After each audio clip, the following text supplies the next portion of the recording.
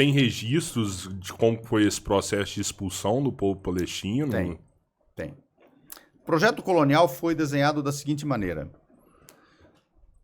Ele pressupunha a eliminação do povo palestino, mas ele só começa a ter concretude, viabilidade, quando o Império Colonial Britânico, em 1917, após a vitória da Primeira Guerra, entre 1913 e 1915, houve uma intensa correspondência diplomática entre o McMahon e Hussein. McMahon era o responsável britânico dos negócios estrangeiros britânicos, da coroa britânica no Cairo, e Hussein era o xerife.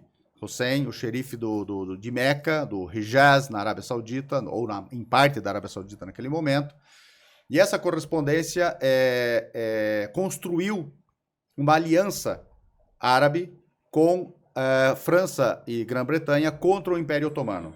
Esse foi chamado o esforço árabe com os aliados da Primeira Guerra contra os otomanos, que implicou também em ser uma aliança contra os alemães, porque os alemães e os otomanos eram aliados. Mas o objetivo era a libertação daquela região toda, dominada pelo Império Otomano. E em troca deste esforço, seria dado o direito à autodeterminação de todo o mundo árabe, a Palestina incluída. Em 1916, um acordo secreto, que ficou conhecido como Sykes-Picot, Sykes representando os britânicos e Picot representando os franceses, de 1916, em que eles redesenham o mapa do Oriente Médio pós-Primeira Guerra e pós-fim do Império Otomano, e desenham as fronteiras, e alguns lugares terão autodeterminação, subordinada, evidentemente, e alguns não terão. A Palestina é um que não teria autodeterminação, porque seria implementado o projeto sionista ali. Na verdade, a Rússia czarista está nesse acordo, por isso era Sykes, Picot e Sazonov. Só que como vem depois, em 1917, a Revolução Bolchevique de Outubro, a Revolução Russa, a Revolução Comunista, bolchevique, liderada pelo Lenin, aquilo que se torna a União Soviética se retira dos pactos coloniais e denuncia eles. Por isso que os acordos secretos de Sykes-Picot são conhecidos nesse momento. Foram revelados nessa hora com a denúncia da Rússia. E a 2 de novembro de 1917, não por acaso, portanto, no calor da Revolução Russa que denuncia, e a Rússia sai desse pacto, e a Rússia tinha nesse pacto voz para o futuro da Palestina, porque a grande demografia euro-judaica estava nos domínios do Império Russo. Consequentemente, esta imigração sairia para colonizar a Palestina desta ampla demografia euro-judaica existente nos domínios do Império Russo. Então veja a importância da Rússia nesse jogo. Sim. Só que a Rússia se retira desse pacto, denuncia esse pacto. Aí a 2 de novembro vem a Declaração Balfour, de Lord James Arthur Balfour, ministro de Negócios Estrangeiros britânico. Ele era restauracionista. Ele acreditava-se iluminado por Deus para redigir e assinar a Declaração Balfour. A Declaração Balfour tem 67 palavras e nelas está dito que Sua Majestade vê com bom agrado, a constituição na Palestina de um lar nacional judeu. Esse lar é um eufemismo para Estado. Então, Estado Nacional Judeu na Palestina. Não cita o povo palestino nem uma só vez. Então, ali começa a ser eliminado o povo palestino.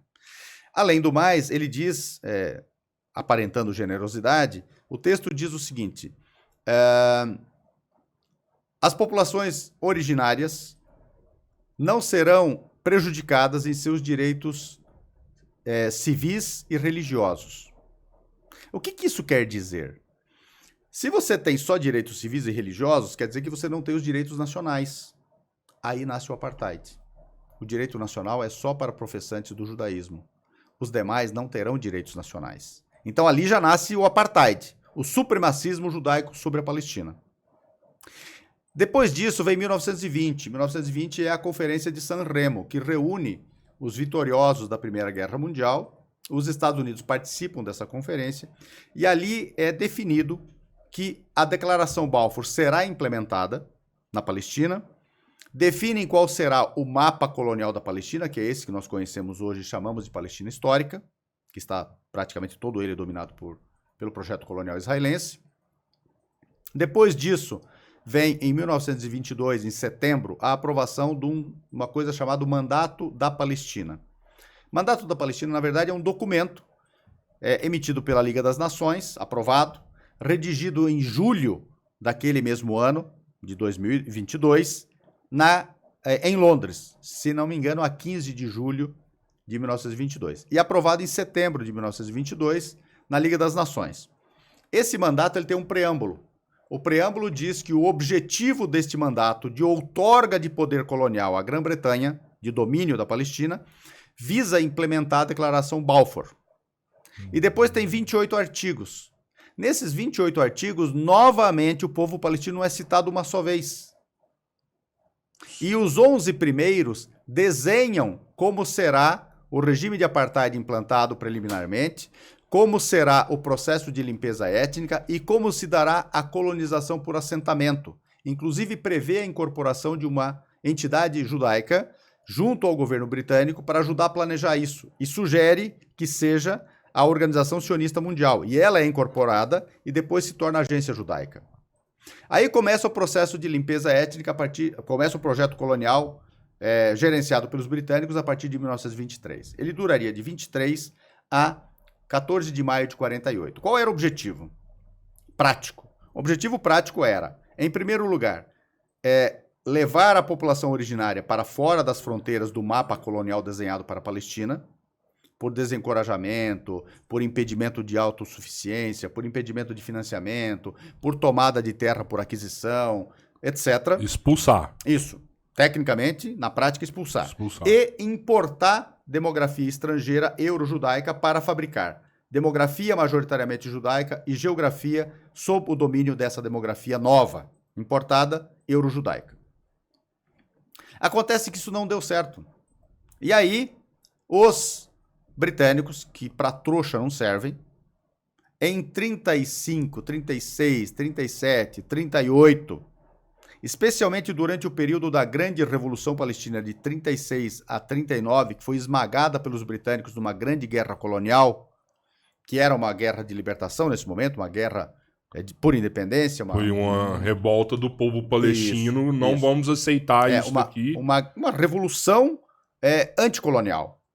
Inclusive o termo rebelião ou revolta a gente não usa, embora ele seja o mais usado. Porque rebelião dá a impressão que é aquela juventude em Londres, uma juventude perdida lá em 68 em Paris. Isso foi uma revolução por libertação nacional. Foi unanimidade entre o povo palestino, todos. Tanto que foi gigantesco.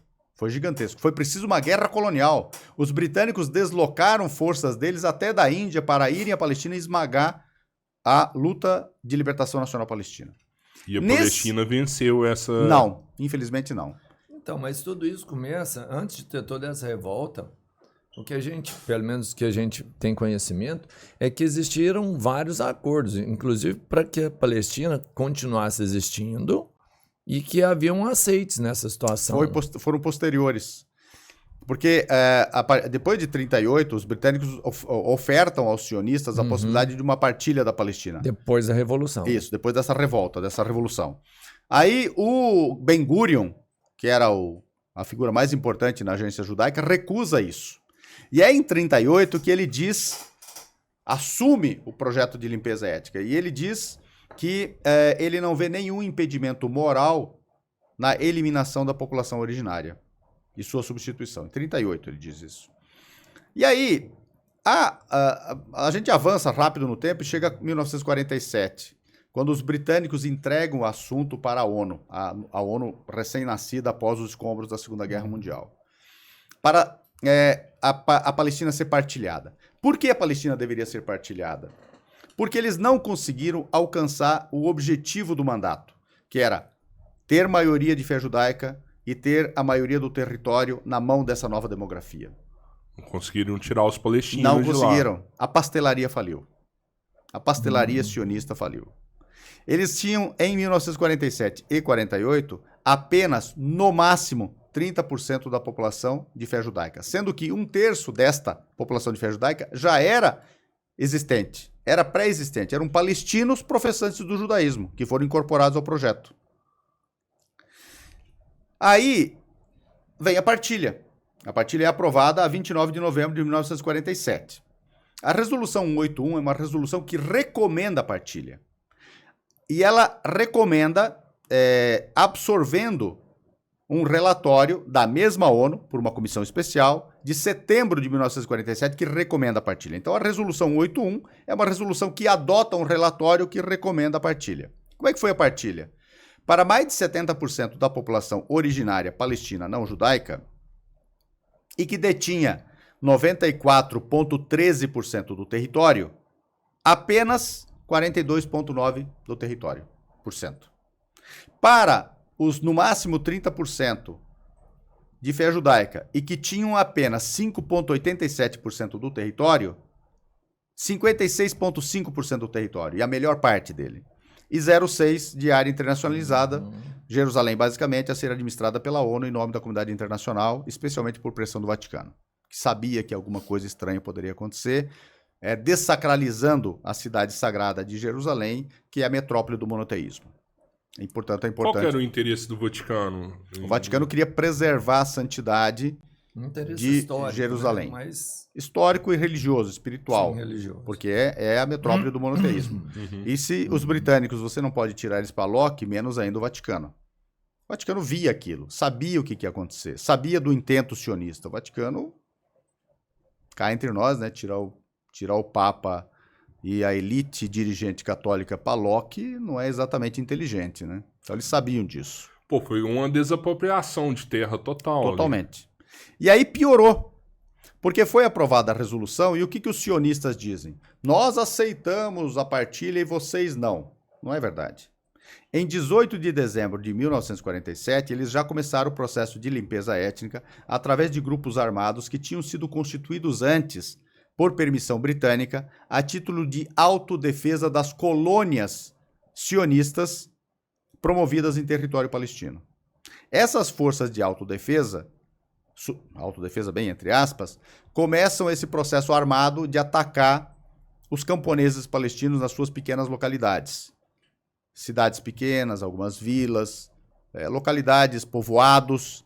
E neste processo que vai de 18 de dezembro de 1947 a 14 de maio de 1948, que é a data do término do mandato britânico outorgado pela Liga das Nações, e é exatamente a data da autoproclamação do sionismo Estado e sua autodenominação Israel, já havia 250 mil palestinos eliminados da sua terra. Seu pai nessa época estava lá, né? Meu pai sim, meu pai nasceu em 21, mas meu pai não está nesta área limpada etnicamente primariamente, no primeiro momento. Meu pai está fora dessa área. Uhum.